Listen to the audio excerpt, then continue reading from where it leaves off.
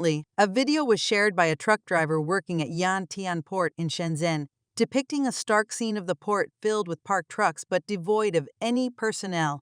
Empty containers were scattered throughout the yard, creating a desolate and eerily quiet atmosphere. Just 2 years ago, Yantian Port was ranked as the fourth busiest port globally in terms of container throughput. Last year, Alpha Liner, an international shipping consultancy and analysis company, published a list of the top 30 ports by container throughput in 2021, with China claiming 10 spots on that list. The top 3 ports were Shanghai Port, Singapore Port, and Ningbo Xi'an Port, with Yantian Port in Shenzhen holding the 4th position. Other Chinese ports, such as Guangzhou Port 5th, Qingdao Port 6th, Tianjin Port 8th, and Hong Kong Port T10th, also featured prominently in the top 30. However, within just 2 years, China's foreign trade landscape has undergone a dramatic transformation. According to Radio Free Asia, both Shanghai and Ningbo Xi'an ports now wear an abandoned look, with container truck drivers and workers almost entirely absent. An operator at a Shanghai port terminal remarked that the terminals were brimming with empty containers, many of which were now stacked up in Taitan, Jiangsu province, several dozen kilometers away, an unusual sight in recent years. Overtime work has become a rare occurrence, as compared to the past when employees often worked 12-hour shifts followed by 12 hours of rest. Nowadays, the schedule has shifted to 12-hour work shifts followed by 24 hours of rest. The Container Availability Index, a measure of the inbound and outbound container flow, at the Port of Shanghai currently stands at 0.64. When the CIX index exceeds 0.5, it indicates an imbalance where the number of incoming containers surpasses outgoing containers, resulting in the accumulation of empty containers at the port. During the height of the pandemic, Shanghai Port's CIX index was less than 0.1. Shanghai Port's data for January this year revealed that the total cargo throughput was 43.04 million tons, approximately 5 million tons less than that recorded in January 2019.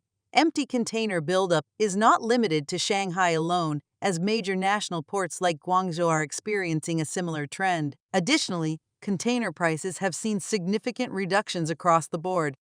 Michelle, a foreign trade business owner in Shenzhen, Guangdong Province, shared in an interview that the industry chain has shifted away from China to East Asia.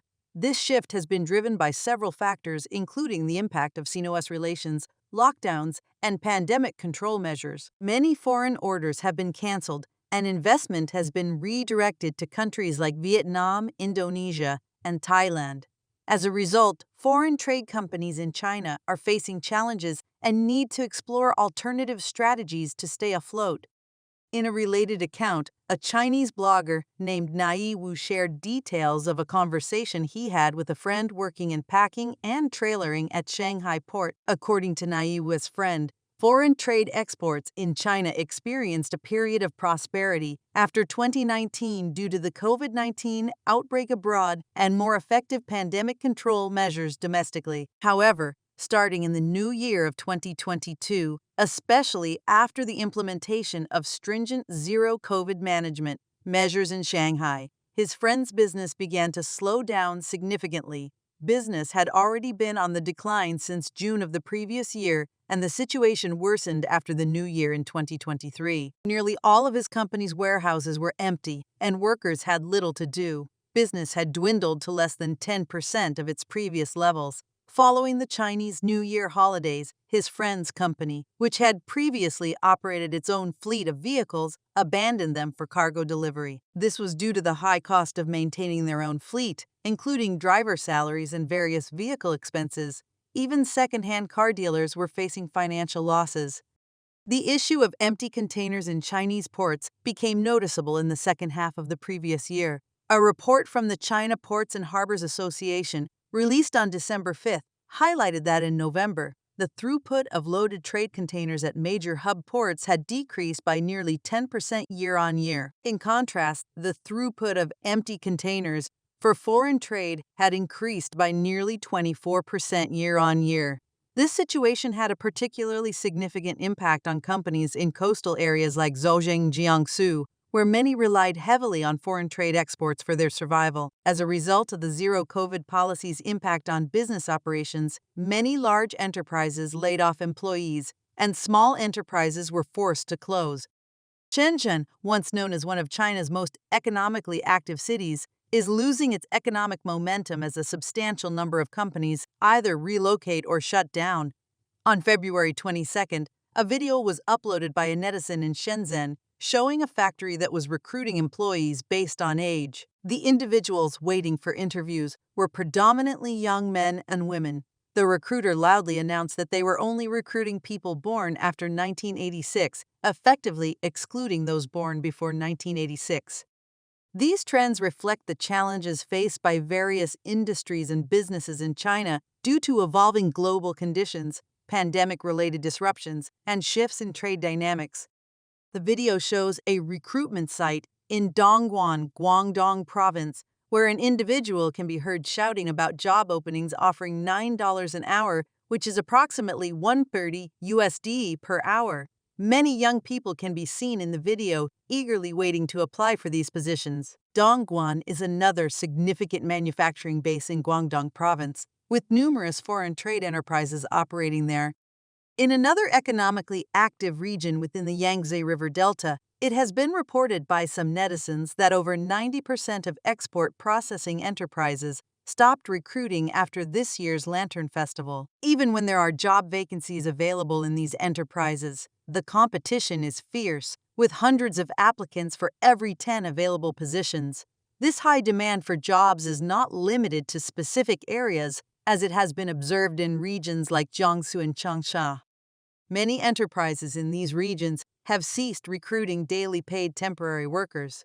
In the southwestern region of Chongqing and Yunnan, most enterprises are scaling down production in an effort to maintain operations. On platforms like TikTok, some individuals have compiled lists of the top 10 electronics factories that have suspended recruitment, including companies such as Changsha BID, Apple Changsha Technology, Suzhou Luxshare Precision, and others.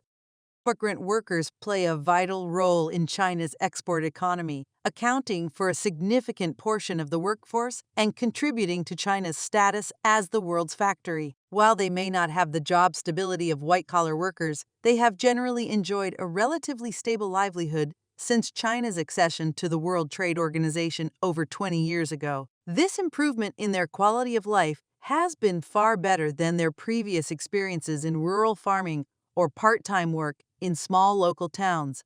However, the COVID-19 pandemic has brought about significant changes. Many migrant workers have returned to their hometowns and are now reluctant to return to work in urban areas. Factors contributing to this shift include China's stringent zero-COVID policy, the restructuring of industrial supply chains, and the closure of numerous small and medium-sized enterprises. This has resulted in a notable increase in unemployment among migrant workers.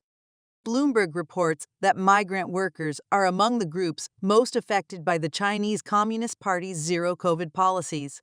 These policies have led to prolonged factory lockdowns, with workers often going months without pay. In some cases, they are forced to work in closed-loop conditions, isolated from the outside world and separated from their families for extended periods.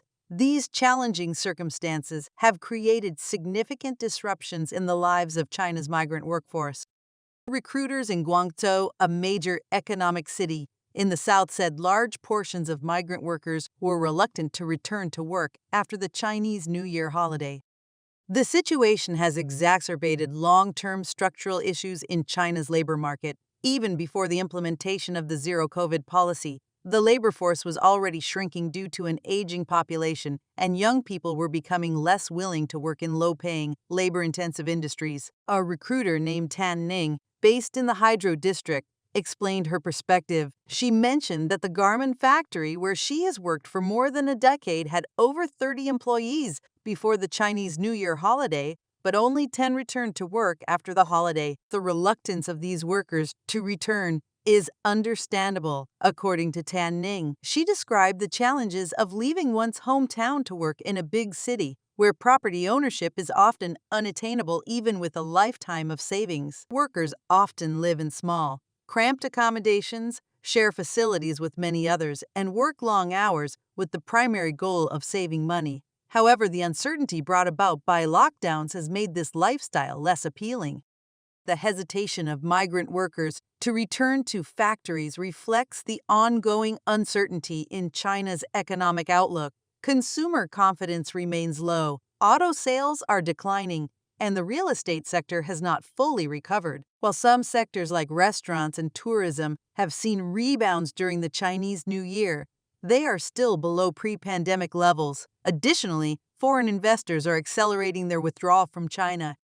The European Union Chamber of Commerce in China, for instance, has called on the Chinese government to restore foreign companies' confidence and address international relations issues stemming from last year's pandemic control measures. Many European businesses suffered revenue losses due to supply chain disruptions, indirectly impacting Shanghai's businesses. The Chamber's business confidence poll revealed that only 12% of European member companies surveyed were willing to establish headquarters in Shanghai. Approximately 500 European companies have already relocated to Singapore.